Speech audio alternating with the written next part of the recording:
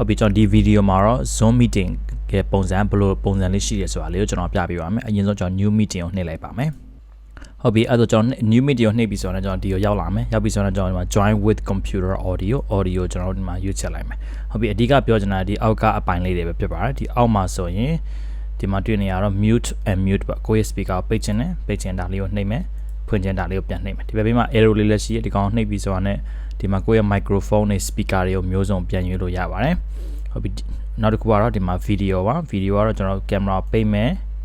ပြန်ဖွင့်မယ်ဒီဘက်ဘေးမှာ arrow လေးတစ်ခုရှိရတာကိုနှိပ်လိုက်ပြီးဆိုတာနဲ့ကျွန်တော်ရဲ့ဒီမှာ blurry my background တွေဝါမယ်နောက်တစ်ခုကတော့ security ပါ security ကိုနှိပ်လိုက်ပြီးဆိုတာနဲ့ lock meeting ကိုနှိပ်လိုက်ပြီးဆိုတာနဲ့ဒီ meeting ကိုဘယ်သူမှထပ်ပြီးတော့ဝင်လို့ရတော့မှာမဟုတ်ပါဘူးဟုတ်ပြီဒါဒီကိုကျွန်တော်ပြန်ပြီးတော့ဖွင့်လိုက်ပါမယ်ဆိုတော့နောက်တစ်ခုကတော့ဒီမှာ anyway waiting room ကတော့လောက်ထားတင်ပါတယ်ဘာလို့ဆိုတော့ကျောင်းသားတွေဝင်လာပြီဆိုတာနဲ့သူတို့ရဲ့ waiting room ထဲမှာစောင့်နေရမှာပဲဖြစ်ပါတယ်ပြီးတော့မှကိုယ်တယောက်ချင်းတွေပြန်ပြီးတော့ဒီ meeting ထဲကိုထည့်လို့ရပါတယ်profile ပြီးနောက်တစ်ခုကတော့ allow participant နဲ့ကျွန်တော် share screen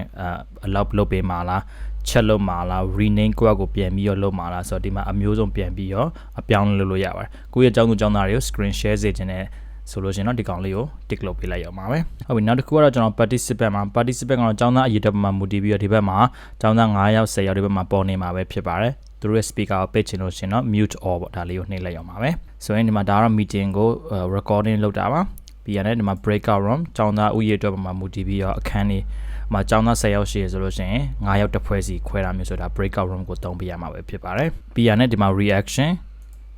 ကတော့ဒီမှာတွေ့နေရတဲ့အတိုင်းပဲဥပမာဆိုရင်ကျွန်တော် clap လုပ်ချင်တယ်ဆိုရင်ဒါလေးကိုနှိပ်လိုက်ရအောင်ပါပဲပြီး app ကတော့ကျွန်တော်တိတ်3တာမရှိဘူးနောက်တစ်ခုကတော့ whiteboard ပါ whiteboard ကတော့ဒီမှာတွေ့နေရတဲ့အတိုင်းပဲဒါလေးကို share မယ်ဆိုရင် open ပိတ်ချင်တယ်ဆိုတော့ဒီပေါ်မှာ close whiteboard ပေါ့ဆိုတော့ဒီကောင်လေးအသုံးပြုခြင်းမှာဒီအောက်ကဟာအသုံးပြုနေတဲ့တစ်ခုချင်းစီရဲ့အသေးစိတ်ကိုလည်းကျွန်တော်နောက်ထပ်ဗီဒီယိုတွေမှာရှင်းပြပေးမှာပဲဖြစ်ပါတယ်ဒါကတော့ကျွန်တော်အခြေခံလေးအနေနဲ့သိထားတဲ့ဟာလေးကိုပဲအကြံဉာဏ်လေးပြောပြပေးတာဖြစ်ပါတယ် okay bye bye